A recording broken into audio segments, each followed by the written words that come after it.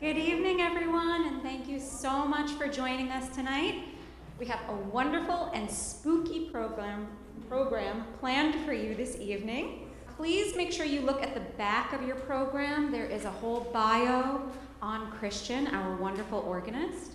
On the back podium here in the center aisle, you will see that we have a plate for regular church offerings, and then there's also a clear jar, and that is for our concert donations, which are greatly appreciated, and that helps our music ministry with special services and concerts like we're having this evening. We will have a very brief intermission after the concert. Please come back into the sanctuary and join us for our Compline, which is an evening prayer service. And I think that's it. Most of us are sitting on this side. If anybody else would like to move over to this side so that you can see Christian a little bit better as he's playing, you are welcome to do that. And it is my pleasure to introduce Christian Cang Cuesta, our organist this evening.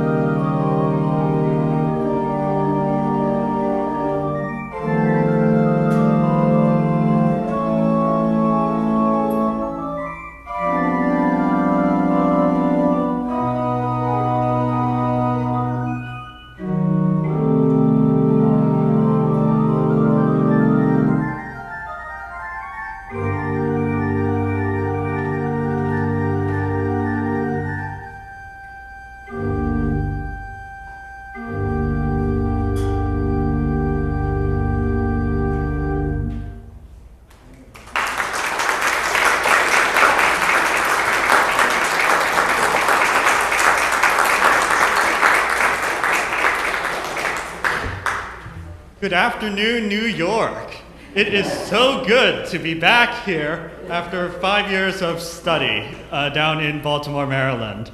And let me say that this church in particular, Good Shepherd, is very dear to my heart. It is actually where I began my career as a church organist. So this here is my very first pipe organ. And so many of the congregation and I still remember each other. I even got a lovely gift from one of the congregation members, which contains my favorite snack. Yeah. Let's see if anyone knows this jingle. No. The snacks that smiles back. There we go.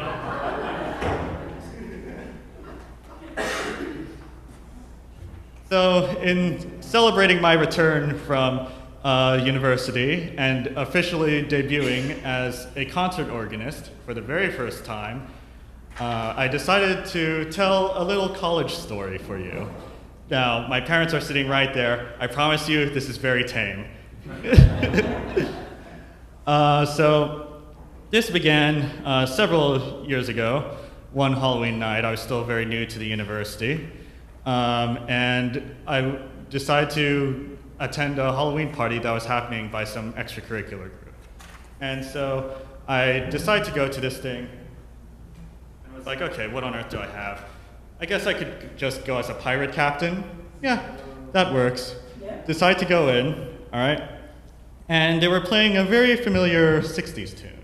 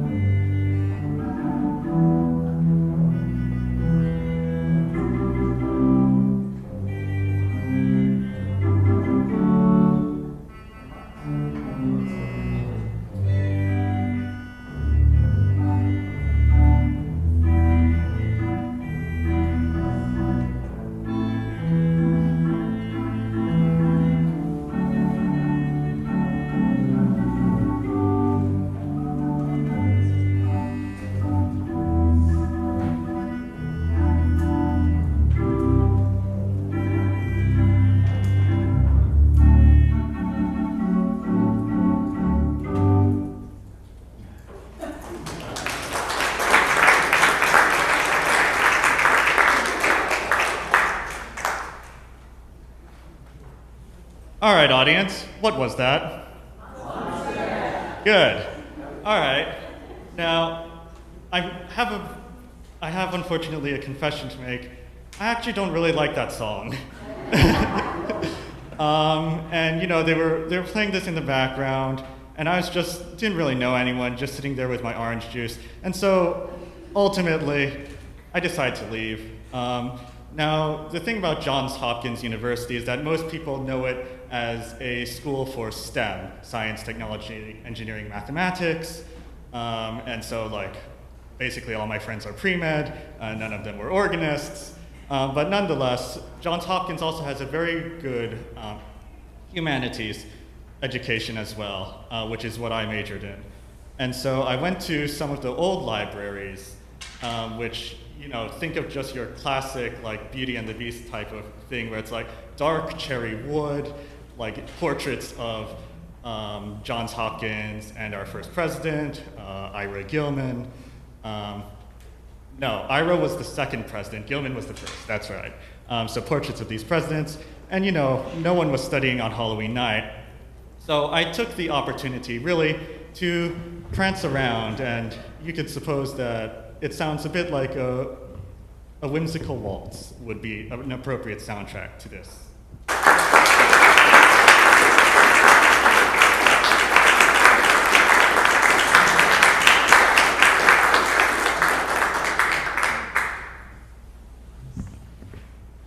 So inside one of these Johns Hopkins libraries, I saw this really grand bookshelf, and there's this great, like, green-covered book just just eyeing me, you know? So I just had to take a tug at it, all right? And then what happened was the bookshelf actually opened up and into a tunnel. And so naturally, had to go in, all right? So there's a part of Johns Hopkins that connects actually all of the different buildings on campuses called the steam tunnels. And so I discovered one of the entrances. And so the steam tunnels were like, as the name implies, like very humid. And especially since I like to dress like this, it wasn't the best experience. It felt like a sauna. But nonetheless, I had to keep going because all of a sudden I started hearing some organ music.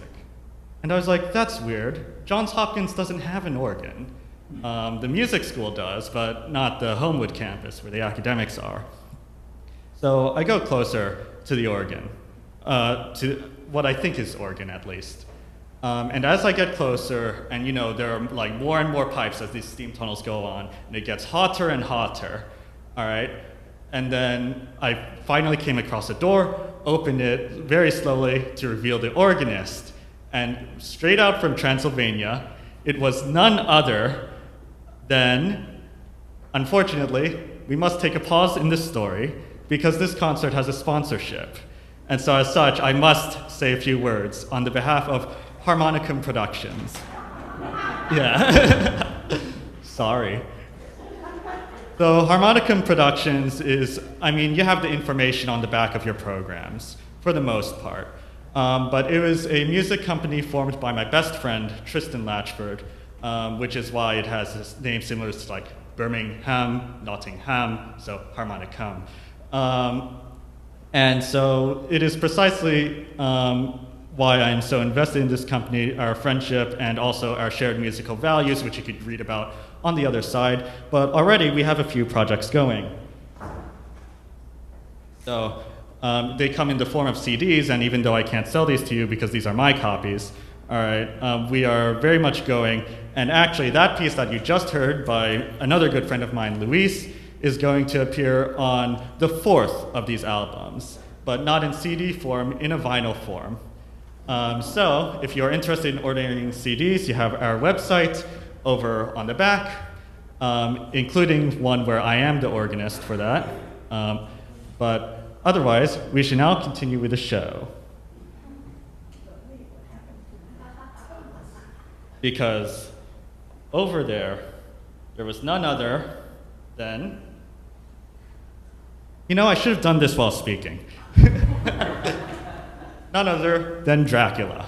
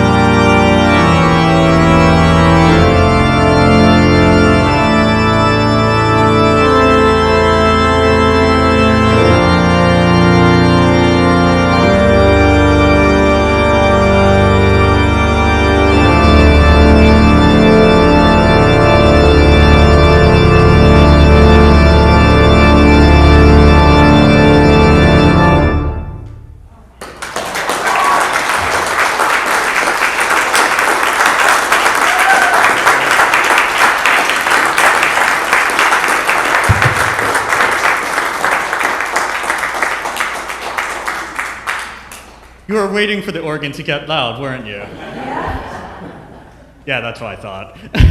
Now, I was also so amazed by Dracula's playing that, I accidentally kicked a pebble and he noticed me. And so at this point, the only thing I could really do was freeze up first. And then when I realized that he was chasing after me, of course, my feet also have to fly.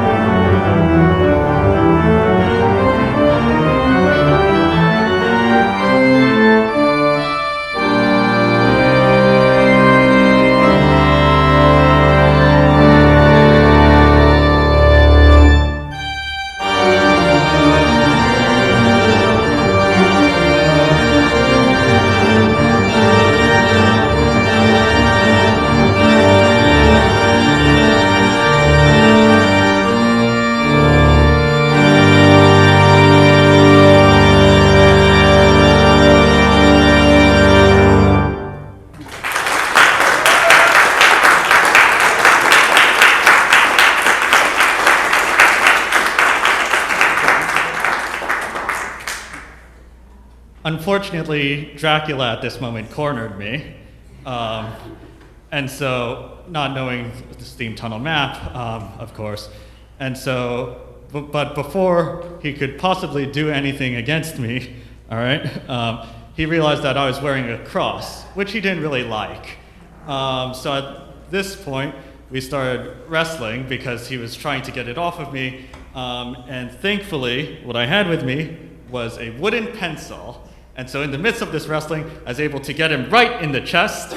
And at that moment, he turned to dust, leaving me this pretty nice cape.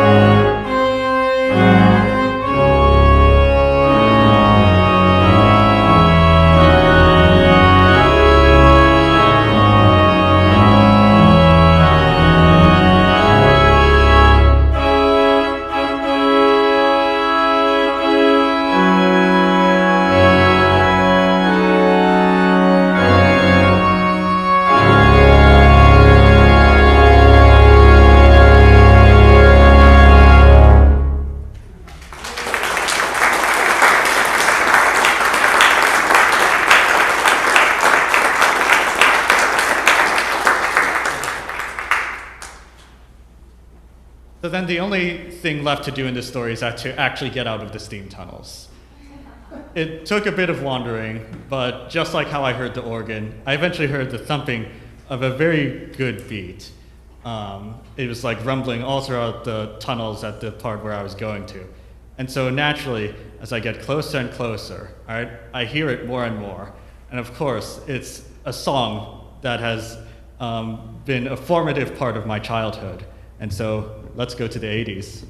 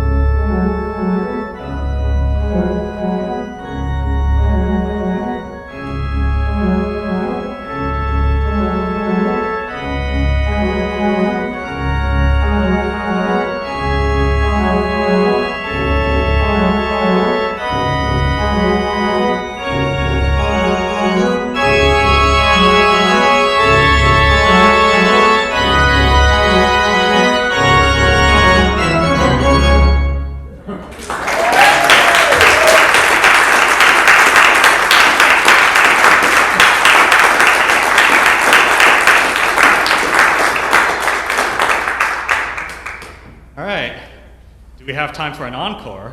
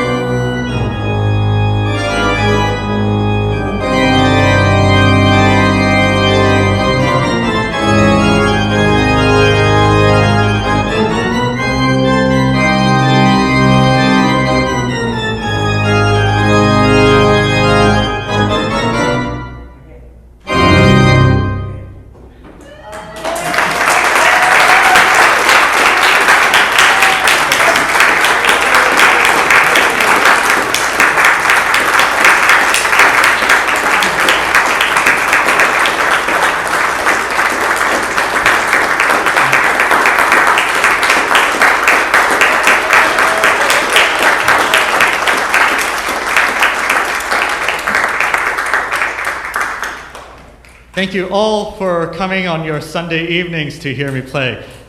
This is a fantastic debut to my professional career, and I'd especially like to thank Allison over here for inviting me over for this concert series here at Good Shepherd Lutheran. So it's every fourth Sunday. We are here with concerts and cheese and Compline prayer. 15 minutes of prayer to send you on your way, especially if you're afraid of Dracula. 15 minutes of prayer can't be a bad thing. So don't forget that we do have a free will offering that will support the music ministry here. And I'll be at the organ bench for now. For anyone who wants to see the instrument up close, you're more than welcome to look at it and even sit on the bench with my supervision. Yeah, whoever's feeling adventurous. All right. Otherwise, thank you very much.